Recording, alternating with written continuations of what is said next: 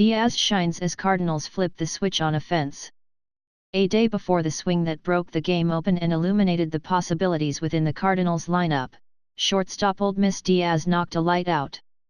Shards of glass trickling down into left field was the clue. During batting practice on Friday, as the Cardinals still fumbled for the switch on their offense, Diaz drilled a baseball into the Big Mac land sign at Busch Stadium and shattered the G. When night fell and Cincinnati's shutout commenced, the broken G was a lot like the Cardinals' production at the plate, dim.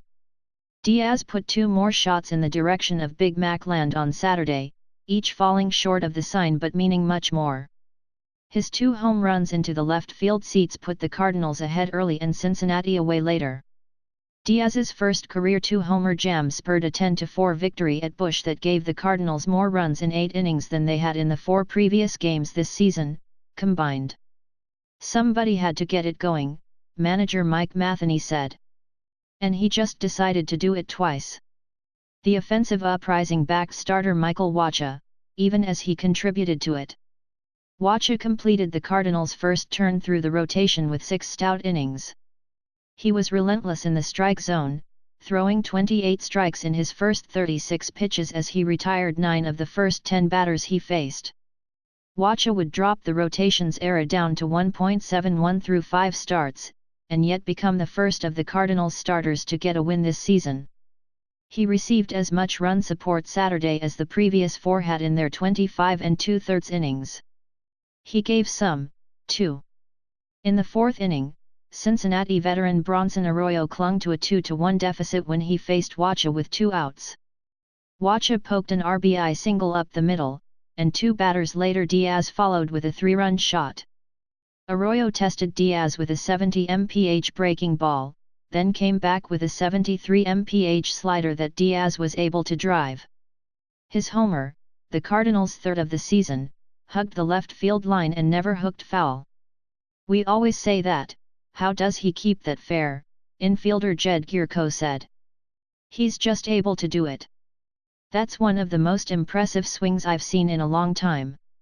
There's a guy who you can tell is going to be a staple at the top of the lineup. The situation never seems to get too big for him. He's a steady hand right there at the top.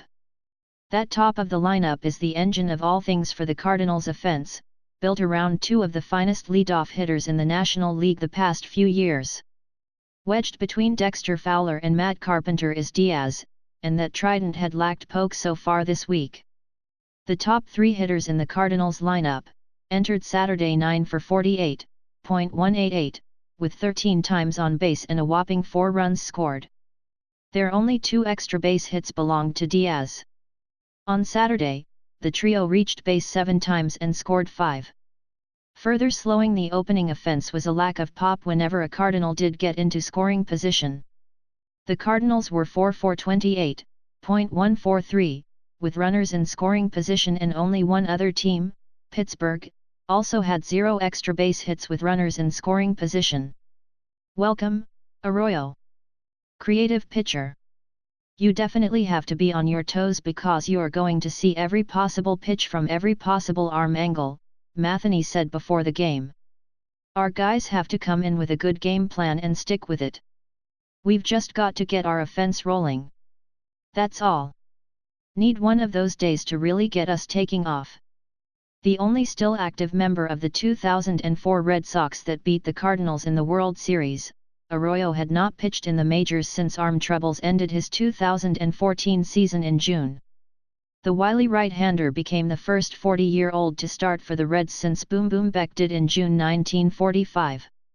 When Arroyo made his big league debut, in 2000, Diaz was a year removed from a home run that was broadcast on national TV in Cuba.